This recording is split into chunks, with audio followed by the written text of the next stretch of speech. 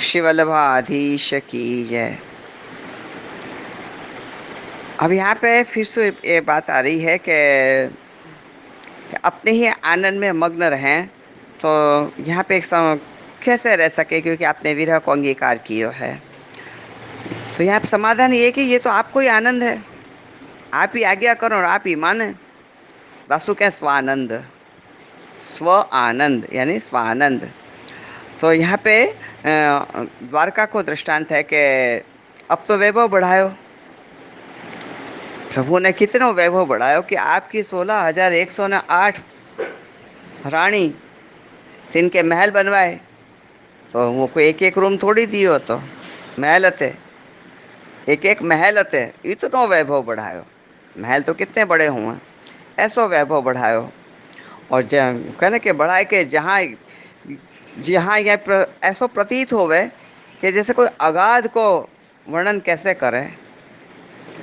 जैसे मैं तो द्वारका के महलन को वर्णन तो नहीं विचार सकूं, मगर श्री महाप्रभु जी को जो अगाध स्वरूप को वर्णन करना हो, तो मैं भी कैसे कर सकूं, मैं भी कैसे कर सकूं।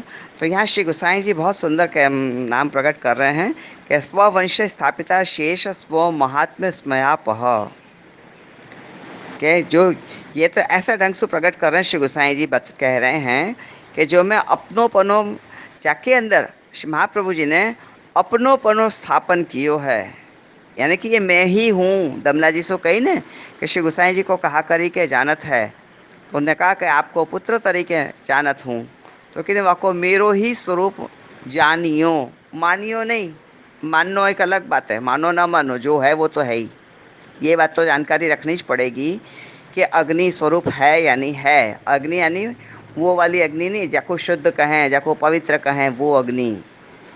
हाँ, जहाँ फिर विरह आ जाए तो फिर वो तापात्मक अग्नि, वो भौतिक अग्नि वाली बात नहीं हो रही है कि जाके ऊपर वो हाथ धरो तो जल जाए। अरे यहाँ तो पूरा हृदय धर के रखे हो, हाथ की क्या बात करें, पूरा हृदय या ताप के ऊपर धर के रखे हो है, तभी तो पता चले कि विरहात्मक तापात्मक काय को कहें। ये वो अग्नि नहीं है कि जाके ऊपर अपन रसोई करें, हमें कोयला डाले ने, लकड़ी डाले ने, चूल्हा जला में, वो अग्नि की बात नहीं हो रही है, ये अलग ही अग्नि है। शास्त्र में अग्नि के घने प्रकार सु कियो है। मगर श्री महाप्रभु जी को वर्णन करना है तो श्री गोसाई जी भी अपने ऊपर कह रहे हैं कि जो मैं हूँ, यानी कि जो मेरे में जो अपनेपने को स्थापना है, वो कौन की है? श्री महाप्रभु जी की है। और आंसू ही मैं उनको वर्णन कर सकूं, बाकी ये सामर्थ्य और कोई की नहीं है।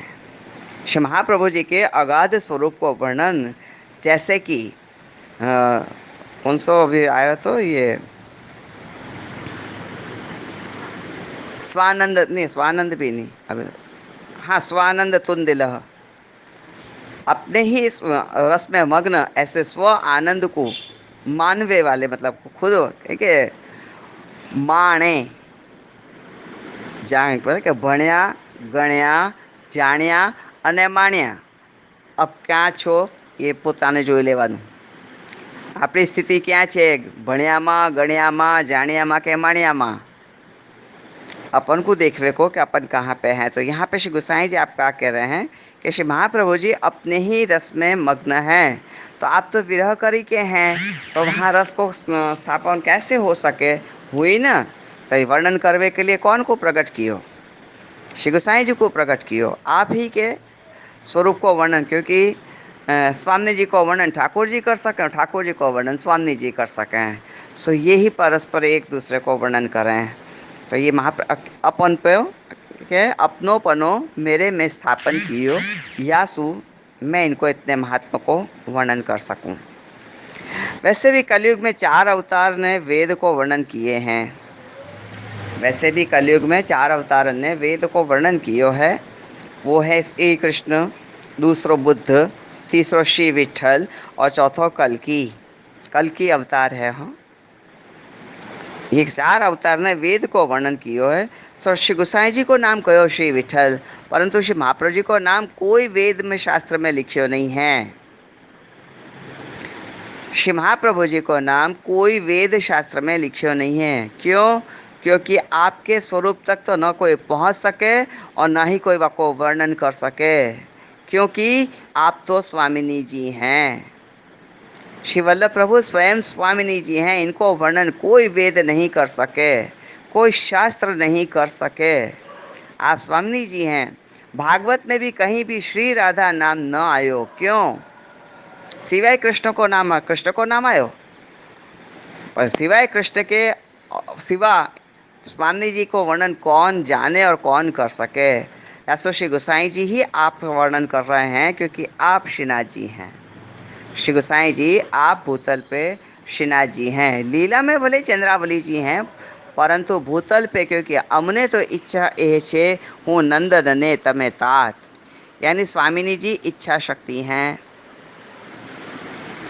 और इनको नंदन बने हैं। ये कौन था कि श्रीनाथ जी को आपके घर में प्रकट होवे की इच्छा भई है, तो इच्छा भई है तो आप प्रकट भय हैं, और प्रकट होके फिर स्वामिनी जी के एक एक नाम को वर्णन कर रहे हैं, यानी कि श्री महाप्रभु जी के एक एक नाम को वर्णन कर रहे हैं। सो यहाँ पे आपको अब नाम आ रहा है कि पद्म दलायत विलोचन। तो आपके नेत्र कैसे हैं? तो कि कमल दल के भांति विशाल हैं, और कमल है ना वो ताप हारक है।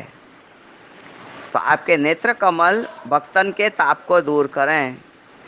अब तो पूरे ग्रुप बने भयो होए, हालांकि अभी को जो ग्रुप है वह मैं सबको तो नहीं जानूं, क्योंकि बहुत सारे ऐड हो चुके हैं यहाँ के अंदर। सबको सुननो है, सबको बड़ो आनंद आ रहा है, आनो ही चाहिए, क्योंकि श्री महाप्रभु जी को नाम ही प्रथम आनंदाय नमः है। तो हालांकि अपन ने तो न जाने कहाँ से शुरू किए, तो महाप्रभु जी ने शुरू करवाए वहाँ से किए हो। अपन ज्ञान के रूप में वो कहने क्रमबद्ध नहीं चल रहे हैं कि पहले आनंदाय को वर्णन करूं, फिर परमानंदाय, श्री कृष्णास्याय, श्री कृपा निधि, फिर देवोद्धार प्रयत्नात्मने नमः, स्मृति मात्रार्थे नाशनाय नमः। ऐसे सब वो हिसाब सुन नहीं भयो। जहाँ से प्रभु ने करवायो तहाँ से अपन ने शुरू कर दियो, क्योंकि हम प्रेमी हैं, ज्ञानी की मुझको पता नहीं। तो जहाँ पे अपने मन मिले हों, भाव मिले हों, और कोई प्रभु के संकेत को समझ के हम यदि दृष्टि वहाँ मिलावें, तो वाह, और दृष्टि में वो समझ भी जाए कि हम क्या कहना चाह रहे हैं, तो वह समय को जो एक आनंद है वो तो अलौकिक है, वो तो अलौकिक है। दिल जाने के दिलबर जाने, दिल क्या कहना चाह रहे हो है, या तो दिल जाने या दिलबर जाने। तो वाह के आनंद की बात कैसे खबर पड़ेगी? पद्म दलायत विलोचना, अपने नेत्रन के द्वारा प्रकट कर रहे हैं आनंद को। क्योंकि बहुत बरसन तक जब साथ में रहे ना, तो प्रभु उनकी हर लीला, प्रभु उनके हर खेल की चाल को समझ जाएं, और प्रभु उनको जीतवे को वो है कि हारवे को वो है। जो आपको मनोरथ हो, अपन वहाँ में सहायक हूँ मैं, और वाकई बाद वो सहायक जब रंग लावे, तो नेत्रन के अंदर जो एक आनंद आवे, आपको कहें कि पद्म दलायत विलोचना, आनंद आ रहा। अपने नेत्रन के द्वारा आप अपने भक्तन को ताप को दूर कर रहे हैं। अब ताप को दूर का कमल हो जो सूर्य के बिना तो खिले नहीं, क्योंकि नेत्र कमल हैं, सूर्य के बिना खिले नहीं। तो आप अलौकिक सूर्य रूप हैं, भौतिक सूर्य की तो हमको नहीं खबर। वैसे तो जो भौतिक सूर्य है वो अग्नि को मंडल है, और कमल से आपको संबंध है, और कमल पानी में प्रकट होवे, तो वाक्य संबंध बिना तो खिले नहीं। तो यहाँ पे ये कोई कहे कि आप तो वैश्वानर अग्नि रूप हैं, और अग्नि में तो कमल खिले नहीं, वो तो जल में ही रहे। तो यहाँ पे कहें कि पुष्टि मार्ग है सो विरहात्मक है, विरह अग्नि करी के पुष्ट है, और बाकी के जितने भी मार्ग हैं वो कच्चे हैं। क्यों? कि जो बिना अग्नि के सामग्री परिपक्व ना होवे। अब ये अपने को ये देखना है कि कब यहाँ पे पदार्थ रूप अग्नि आई और कब तत्व रूप अग्नि आई, या को पृथक पृथक करके अपन जो समझें, तो कब हाँ तत्व के अंदर कब पदार्थ घुस जाएगा पता नहीं चलेगी, और पदार्थ के अंदर से कब तत्व पृथक हो जाएगा ये भी पता नहीं चलेगी। तो ये पता कब चलेगी? पता कब चलेगी कि जब आप अपनी पूर्ण कृपा से ऐसी बारिश करेंगे कि हमारे रोम रोम उनकी हर धड़कन को समझ में लग जाएगा, तब जाके। अभी तो हम खाली वाणी से समझ रहे हैं, शब्दन से समझ रहे हैं, मगर अपने प्रत्येक रोम जब श्री महाप्रभु जी के संकेत को समझे, तभी तो श्री गोसाई जी वर्णन कर रहे हैं, अपन नहीं कर सके। ये गोसाई जी समझा रहे हैं, अपन नहीं न तो समझा सकें और ना ही समझ सकें। वो तो जितनो अपन के हृदय में ठहरियो उतनो साचो, बाकी तो काचो, है ना। हाँ यो ये तो सामग्री के बिना तो मतलब अग्नि के बिना तो सामग्री परिपक्व नहीं होए।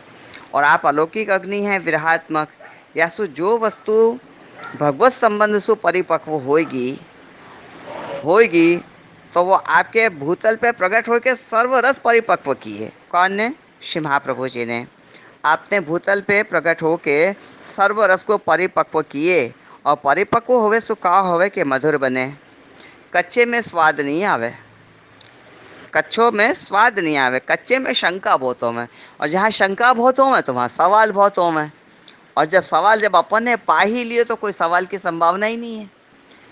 जब अपन को भगवत अनुराग सु भगवत प्राप्ति भई है, और कहने के विरहात्मक श्री महाप्रभु के चरणारविंद को दृढ़ाश्रय करके जो विरह ताप करी के जो भाव परिपक्व भयो है, स्वरूप परिपक्व भयो, प्राप्ति भई, तो यहाँ पे मतलब वो कहने के शंका की कोई जगह ही नहीं है।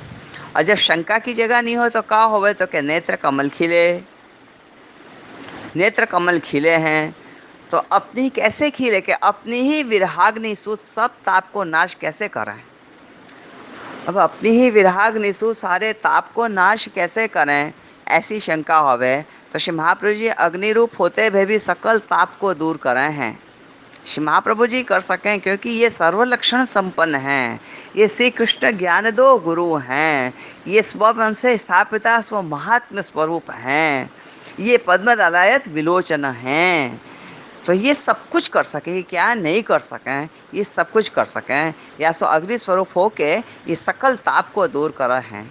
शुद्ध होना, अग्नि को मतलब शुद्ध पवित्र। हमारे भाव कहीं यदि कहीं वैसे हो जाते हैं, खंडित हो जाते हैं, कह दो, कह दो। अभी थोड़े दिन पहले ही मैंने एक वैष्णव को कही थी कि पता नहीं मुझको आजकल क्या हो गया कि कोई भी वैष्णव आवे मुझको बिल्कुल अच्छा नहीं लगे। हाय राम, ये बहुत गलत बात है कि वैष्णव आवे और मुझको अच्छा नहीं लगे।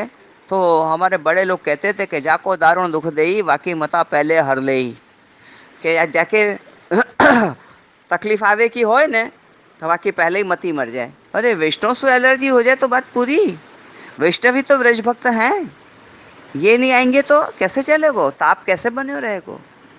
तो संकेत एक मिलियो के निश्चित कछु न कछु अपने जीवन में उथल पाथल होवे की है। तो प्रभु के ये खेल हैं, प्रभु की ऐसी लीला है। प्रभु को कहीं पधारना होगा तो आपने ऐसी लीला करी है।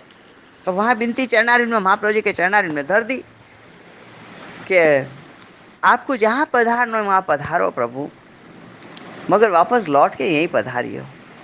मैं मार्ग देखूंगी। और जब आंखें मार्ग देखें वो एक अलग बात है, आत्मा मार्ग देखे वो अलग बात है।